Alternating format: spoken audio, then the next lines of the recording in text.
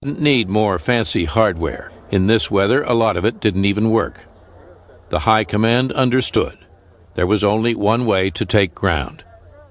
The key to the fighting ability of a force is the guy who picks up a rifle, the infantryman, and there aren't that many infantrymen in a division. There are only about 3,200 infantrymen who pick up their rifles and go forward.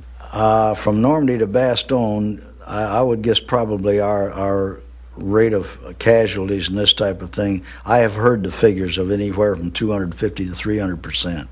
And that seems a little fantastic because we had a terrific amount of turnover in this type of thing. You'd be there one day and you'd have all new guys the next day. The arithmetic was simple. The Army had been losing 2,000 men a day for almost a month. New men had to be found to take their place.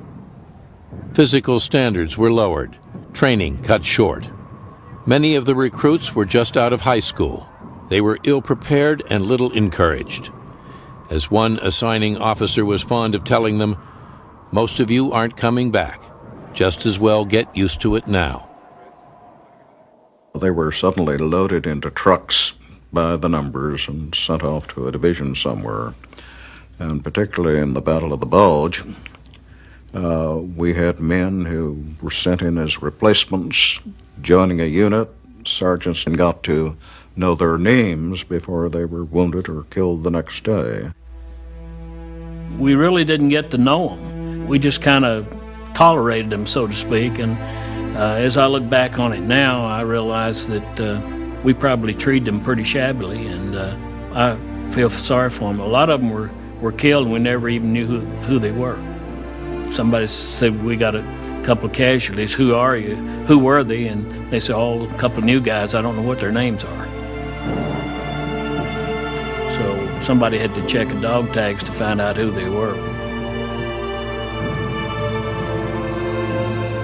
On January the 13th, we were almost to this little town of Cooley, and the artillery started coming in.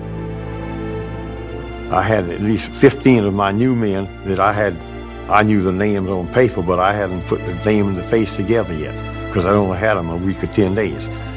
And about 15 of those men were killed just like that, in a period of 10 minutes or less.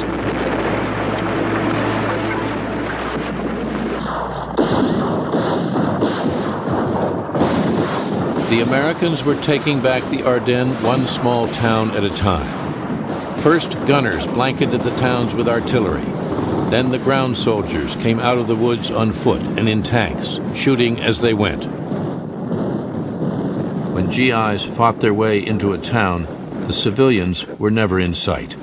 On menait une vie dans les caves. On essayait de vivre là. We lived our lives in the cellars.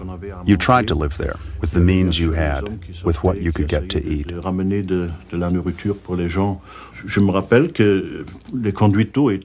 remember that the water mains had been destroyed. There was no water, so I remember my father went out. It was winter. Everything was frozen, and he brought back the snow, and people melted it to drink it. And this water was black, black from gunpowder, from all the shells exploding in the area. While civilians prayed in their basements, their towns were falling around their ears. The Belgian town of Houffalize was particularly unlucky. Eisenhower had picked it as the place where the divided armies would join. U.S. forces pulverized Houffalize, trying to get the Germans out. On January 13th, Patton began his final assault. His men were chasing a sinking fox, he insisted, and battling for the kill. The German bulge, driven into the Allied lines, American lines, had a start line. And we were pushing them back toward that start line literally with two hands, one from the south and one from the north. And on the 16th at Houffalize, those two hands joined. So you had rejoined, you now had a solid American front, but it still had to go 10 or a dozen miles to win back to the German start line. The day after Houffalize was taken, Patton congratulated his corps commanders on their victory at the Battle of the Bulge. But whatever the papers said, this fight was not over. It would take 2 weeks to go the last 10 miles. The men at the front were getting almost no replacements. Platoons of 40 had been ground down to 8 or 10. Still, the command ordered them to turn and fight their way east. And so the fellows, there were a hell of a lot less of them, and they were in terrible shape.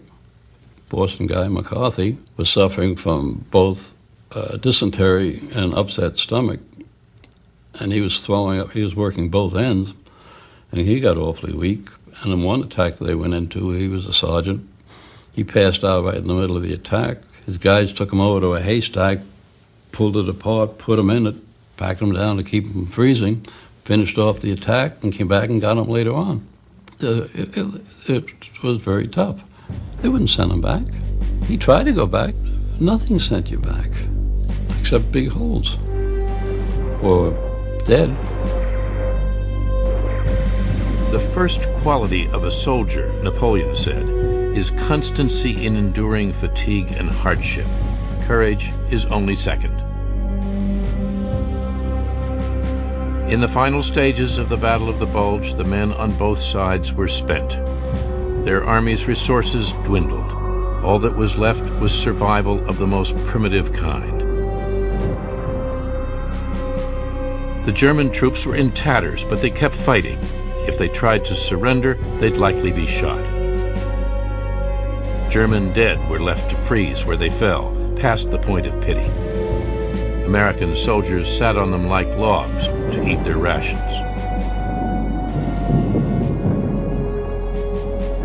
On the 22nd of January, Patton called Bradley and urged that all armies attack, whether they were fatigued or had losses or not.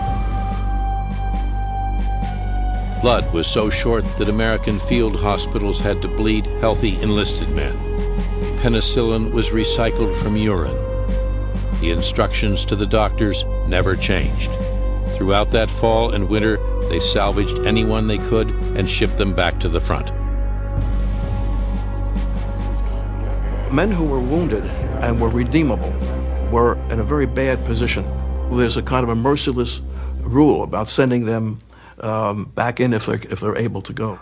And as far as they could tell, it would be repeatedly if they weren't killed or so badly wounded that they were destroyed.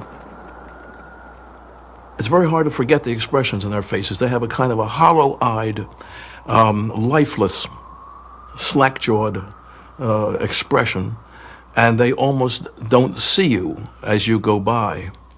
And you don't, after a while, you learn not to greet them because their minds are elsewhere. It's almost as though they're going to a hopeless doom. And there's a phrase for these men. They were called ragmen. These were infantrymen or infantry medics or such going back up to a hopeless future or no future, and having no choice in the matter, determined, and their practice their practice march, their practice step is, as always, back up where they must go. It just looked almost endless, like you were going to be there the rest of your life. If you were wounded, you could be out of it for a while. At least that was time that you'd be back in the hospital and could warm up and get something to eat and be able to take a bath and that sort of thing.